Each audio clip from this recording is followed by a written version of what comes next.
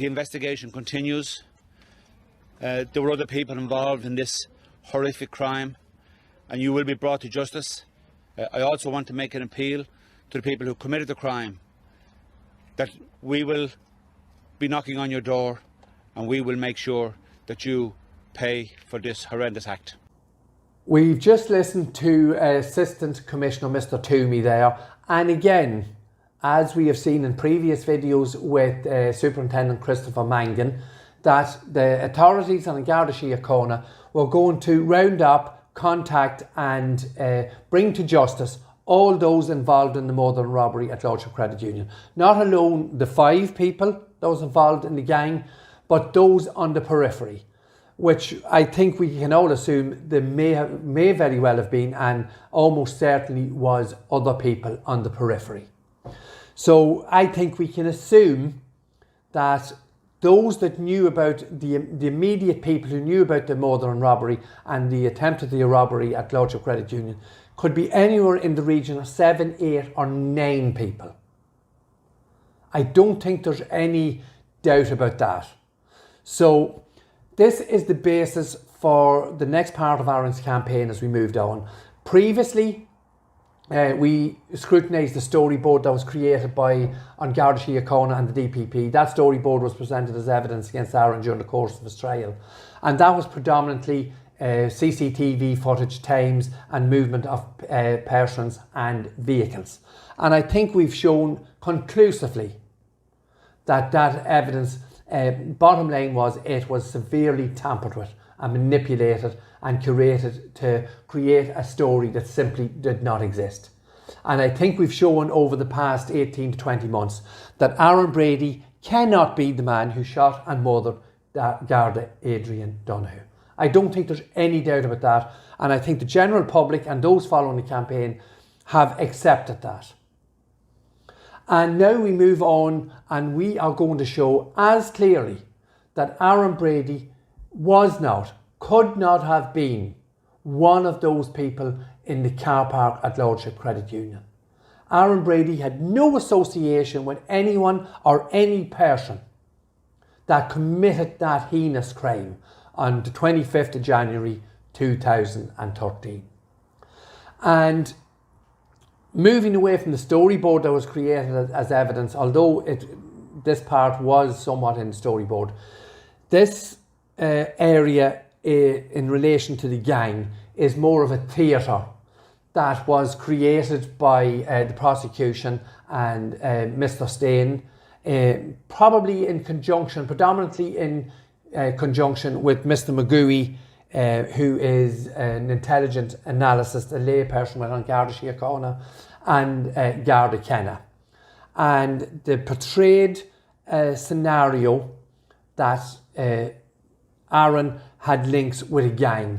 And as I've said before, and we'll go into more detail as we move along this aspect of the case, how names were bandied about and how that was done and how the theatre of the court was used to create a scenario that simply is false. When you look at the actual facts, when we look at the details now, we will see clearly that there is no gang linked to Aaron Brady. There are no 4 other people when we look at the makeup of the gang from the information, facts and details we know, and facts and details of phone traffic and phone contacts. So in fact, that's the first thing we're going to have a brief look at now this evening. So what I'm going to show you here is the front page of the Sunday World. Obviously you can see the 4 pixelated pictures, and indeed this gives us a clue here that even at this early stage they didn't have a gang.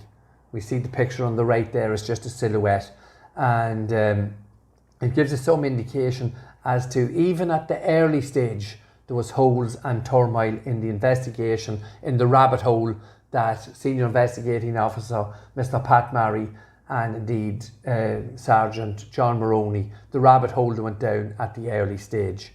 We're 100% certain there's 5 people in the car park.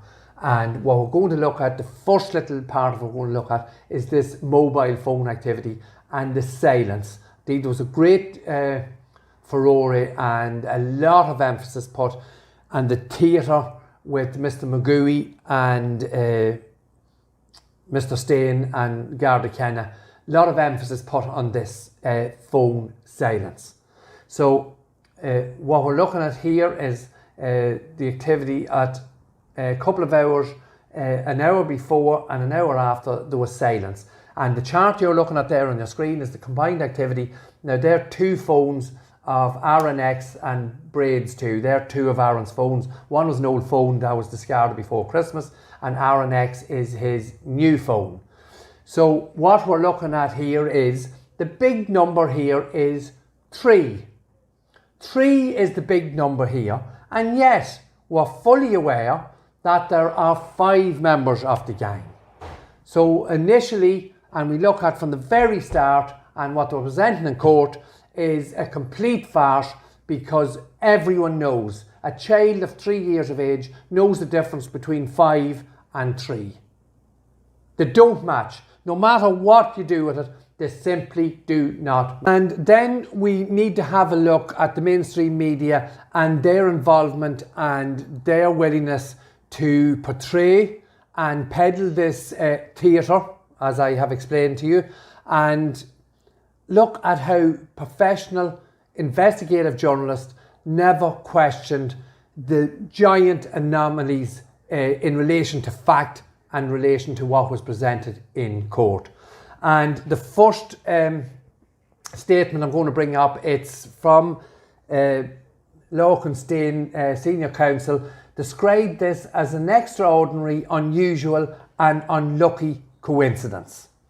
And again, the journalists who were in the court during the time of the trial are fully aware that it's not an unusual or very extraordinary situation that these phones were silent. It actually happened 12 other times prior to between the 1st of January and the 23rd of January. And Mr. Stain and Senior Counsel Mr. Brendan Graham would have been fully aware of that at the time they were presenting the theatre in court. And indeed, Mr. McGooey, the intelligence analyst, didn't tell the court either that the phones were silent at other times. So we'll go into more detail on that as we move forward. Again, just showing you a couple more extracts from newspapers, how inactive phones, unusual, more the trial told. Again, we see here a friend, Mr. Robin Schiller, investigative journalist who was present for a great deal of Aaron's trial, and we've had no headlines. There's another headline from Mr. Schiller here: mobile phone silence an hour before and an hour after fatal shooting, court hears. And again, there was no headlines that said silence happened 12 other times in the 3 weeks prior to the Modern robbery. No headlines from Mr. Schiller in relation to that fact, and that is a fact. And I'm going to bring up Mr. Schiller's article again. Just 2 things I want to finish on for this evening's video. Murder accused and 2 other suspects. And again, I go back to the same base for our argument here. 3 mobile phones, 5 suspects. They don't fit. There's no match. There's no coherence between the 2 figures. It's a serious shortfall on behalf of the prosecution. And there's just one other line there. You can see, in the hour before or after the fatal shooting, a court heard. Again, this is only a human aspect. It's only a perspective we're looking at. How would the phones have been silent for an hour after the event? I think it might be slightly over an hour after the event. We have to imagine a situation: the vehicle is taken off at high speed, and unless the prosecution is trying to make us believe that the 5 raiders drove all the way down into Newtown Hamilton to burn out the vehicle that was supposedly used in the Modern robbery, with the shotgun and the handgun with them. That didn't happen. We know that didn't happen. We know that's a complete fallacy, a complete nonsense. But the hour, we are saying, is too long afterwards. There would have been phone activity as the gang dispersed, And if it was anything to do with Aaron Brady, that hour is too long. It simply makes no sense. It simply doesn't work. And the same reason we go back again, 3 phones, 5 raiders, plus the alleged those that are on the periphery who are helping. So I know it's a lot of information. We're going to break it down a little bit at a time, But the big numbers here for this evening's video, 3 phones, 5 raiders. Doesn't fit, and it was portrayed in a theatre. I'll say it once again, by Mr. Stain, by Garda Kenna, and by intelligent analyst Mr. McGooey. And we'll have more information on some of the evidence Mr. McGooey portrayed during the course of the phone activity, which shows clearly that Aaron was in contact with people who were involved in diesel laundering. Nothing whatsoever got to do with the modern robbery at Lordship Credit Union. So we'll analyse all that, we'll break it down a little bit at a time, and we'll bring it to you, the Irish public. And again, please contact those in authority that you have serious concerns about Aaron Brady's conviction. We have shown you previously, Aaron Brady cannot be the man who shot and murdered Adrian Donoghue. And we will show you clearly, as clear, Aaron Brady was not in the car park at the moment that Detective Garda Adrian Donoghue lost his life.